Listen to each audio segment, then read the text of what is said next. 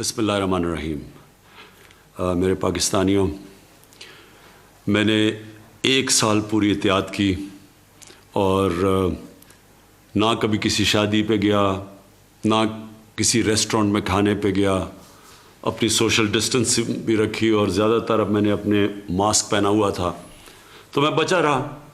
तो जो पहली 2 दफ़ा कोविड के जो वेव्स आए, जो पीक्स आई, तो मैं उन पाकिस्तानियों में साथ था जो बचा हुआ था इस बीमारी से। जब सेनेट का इलेक्शन आया तो सेनेट के इलेक्शन के अंदर मेरी से वो एहतियात नहीं की गई जो मुझे करनी चाहिए थी और मुझे भी ये बीमारी हो गई, ये वायरस हो गई। मैं आज आप सबसे बड़ा जितनी भी मैं इसकी ताकीद करूँ वो कम है। देखें, ये जो तीसरी पीक आई है, ये पहली 2 पीक से ज़्यादा शिद्दत वाली पीक है और मैं आप सबसे ताकीद करता हूँ कि इसके ऊपर बहुत एहतियात की जाए। सबसे पहले तो ये मास्क पहने। ये मास्क इसलिए ज़रूरी है कि सारी दुनिया का अब ये तजर्बा है कि जब ये मास्क पहन लेते हैं तो आप बहुत कम चांस हो जाती है कि आपको भी ये बीमारी लगे। तो सबसे पहले तो ये करें। दूसरी चीज़, क्योंकि हम बंद नहीं कर सकते अपना मुल्क, हम लॉकडाउन नहीं कर सकते, हमारे पास वो वसाइल नहीं है कि हम लोगों को बंद कर दें और फिर उनको खाना भी दें और हम उनका ध्यान भी रखें, बल्कि हमारे से बहुत अमीर तरीन मुल्कों के पास भी ये वसाइल नहीं है। तो इसलिए हम बंद तो कर नहीं सकते। असल तो ये हो कि हम मुल्क को बंद कर दें, लेकिन हम कम से कम ये कह सकते हैं कि जो SOPs हैं, मसलन ये जो आप मास्क पहनते हैं, इसके ऊपर आप पूरी कोशिश करें और दूसरों को भी कहें। क्योंकि मैं फिर से ये कह रहा हूँ, मुझे ख़तरा ये है कि जो तीसरी पीक आ रही है कोरोना की, ये पहली 2 पीक से ज़्यादा शिद्दत वाली पीक है और कोई पता नहीं है किधर जाती है। आगे हमारे अस्पताल भरे हुए हैं, लोग भरते जा रहे हैं अस्पतालों में।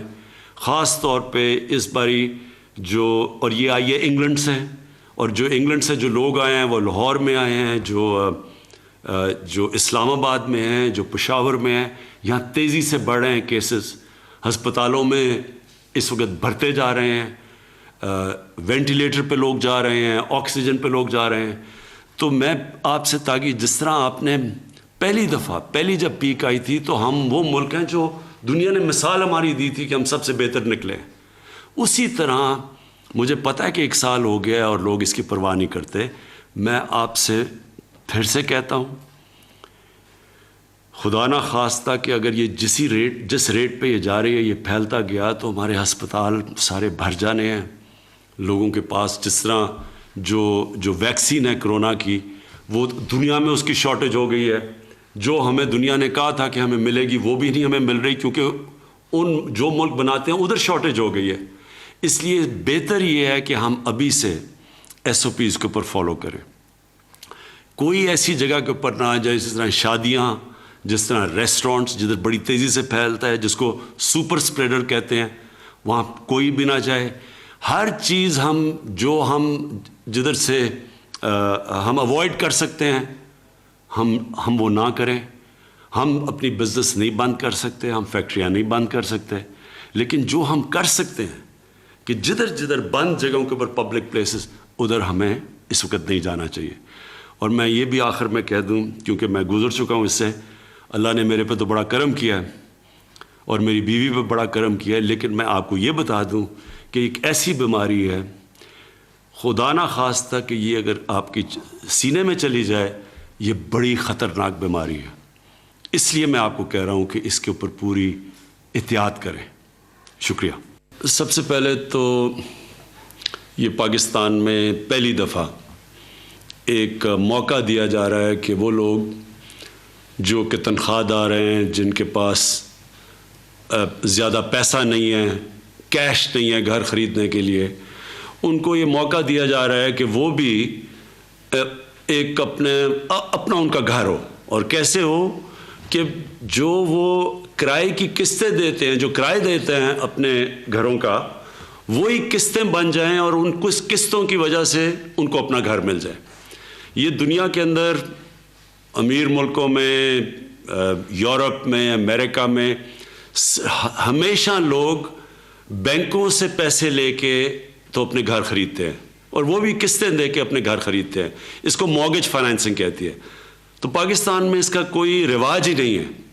تو یہ پہلی دفعہ کوشش کی گئی ہے، اور مجھے پورا احساس ہے کہ اس میں بڑی مشکلات لوگوں کو آ رہی ہیں، کیونکہ پہلی دفعہ ہے، مشکلات تو آنی تھی. لیکن میں آج خاص طور پہ اسٹیٹ بینک کے گورنر بیٹھے ہوئے رضا باکر، اور عثمانی صاحب جو نیشنل بینک کے پریزیڈنٹ ہیں وہ بیٹھے ہوئے ہیں. میں آپ کو آج تاکید کرنا چاہتا ہوں کہ آپ کو اپنے عثمانی صاحب آپ کو نیشنل بینک کی برانچز میں بتانا پڑے گا، اور رضا باکر آپ کو سارے بینکس کے ہیڈز کو بتانا پڑے گا کہ یہ ہمارے لیے انتہائی ضروری ہے کہ بینکس آسانیاں پیدا کریں لوگوں کے لیے جو کہ بینکوں سے قرضہ لانا چاہتے ہیں اپنے گھر بنانے کے لیے. آپ کو پوری کوشش کرنی چاہیے کہ ان کے لیے پوری سہولتیں پیدا کریں، کیونکہ یہ کانسیپٹ ہے ہی نہیں، کیونکہ پہلے لوگوں نے کبھی کسی نے کیا ہی نہیں ہے. تو بینک کے لوگوں کو جو عملہ ہے بینک کا، اس کو بھی پریکٹس نہیں ہے. اور میں جو سن رہا تھا لوگوں کو بڑی مشکلات آ رہی ہیں، تو اس کے اوپر آپ کو پورا زور لگانا پڑے گا. یہ کیوں امپورٹنٹ ہے؟ سب سے بڑی چیز یہ کہ لوگوں کو پہلی دفعہ موقع مل رہا ہے، جو کہ کبھی جن کے پاس کیش نہیں تھا گھر خریدنے کا، ان کو موقع مل رہا ہے کہ ان کا بھی اپنا گھر ہو. لیکن اس سے بھی اتنی جو زیادہ امپورٹنٹ چیز یہ ہے کہ اس سے ایک دفعہ ہمارے ملک میں لوگوں نے گھر بنانے شروع کر دیے، اور اپنے گھروں کے لیے ان کو پیسہ ملنا شروع ہو گیا، اور ان کے گھر بننے شروع ہو گئے. تو جو کنسٹرکشن انڈسٹری ہے اس کے ساتھ 30 اور انڈسٹریز جڑی ہوئی ہیں. تو اس کا مطلب یہ کہ سارے ملک کے اندر ایک انقلاب آ جائے گا، ایک پوری جس کو ویلتھ کریشن کہتے ہیں، ملک کی دولت کے اندر اضافہ ہونا شروع ہو جائے گا، لوگوں کو روزگار ملنا شروع ہو جائے گا، نوجوانوں کے لیے روزگار کے موقع بڑھ جائیں گے، کنسٹرکشن کی بوم آ سکتی ہے. تو یہ صرف یہی نہیں ہے کہ لوگوں کو اپنی چھت ملے گی، اس سے ساری پاکستان کی جو معیشت ہے وہ ساری معیشت کو اوپر اٹھا دے گا. ساری دنیا کے اندر جو کنسٹرکشن انڈسٹری ہے وہ ساری معیشت کو اٹھاتی ہے، جس سے جو ویلتھ کریشن ہوتی ہے. اور یہ تیسری چیز یہ کہ کیونکہ ہمارے ملک کے اوپر قرضے چڑھے ہوئے ہیں، ہمیں ویلتھ کریشن یعنی ہمیں دولت کے اندر اضافہ چاہیے. جب دولت میں اضافہ ہوگا تو ہمارے پاس پیسہ ہوگا قرضے واپس کرنے کا. تو ہر طرح یہ اس ملک کے فیوچر کے لیے یہ سب سے امپورٹنٹ پروجیکٹ ہے، یہ جس کے اوپر یہ جو ہم نے 1 سال سے کوشش کر رہے ہیں اور ہر قسم کی رکاوٹیں دور کر رہے ہیں.